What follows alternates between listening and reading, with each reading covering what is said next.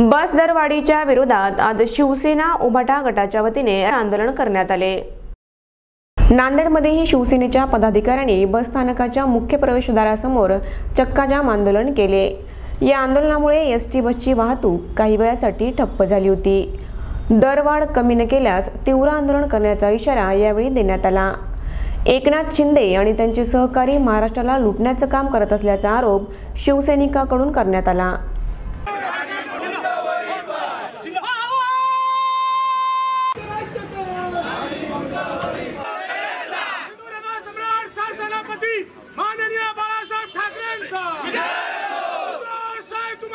उद्धवजी ठाकरे यांच्या आदेशाने विरोधी पक्षनेते अंबादासजी दानवे साहेब, संपर्क प्रमुख बबनरावजी थोरात साहेब यांच्या आदेशाने पूर्ण मराठवाड्यामध्ये या एसटीच्या विरोधात आम्ही आंदोलन छेडत आहोत। आज नांदेड जिल्ह्यामध्ये सकाळी 11 वाजता पूर्ण जिल्हाभर ज्या ठिकाणी एसटीच्या डेपो आहेत त्या डेपोच्या ठिकाणी आम्ही आंदोलन करत आहोत।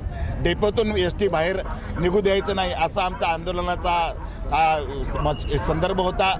पण या ठिकाणी एसटीचे जे हातोनात भाववाढ केलेली आहे शासनानं, या भाववाढीच्या विरोधात आम्ही या ठिकाणी एसटीच्या विरोधात आंदोलन करत आहोत।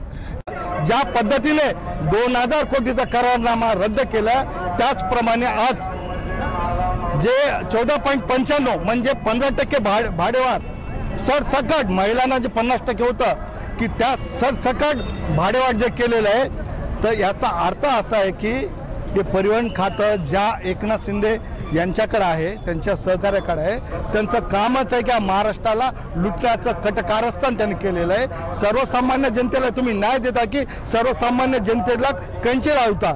म्हणून आमचे पक्षप्रमुख उद्धवजी ठाकरे साहेब आणि या मराठवाड्याचे नेते, विरोधी पक्षनेते अंबादासजी दानवे साहेब, संपर्क प्रमुख आदरणीय बबनरावजी थोरात साहेब यांच्या आदेशाने आज नांदेड शहरामध्ये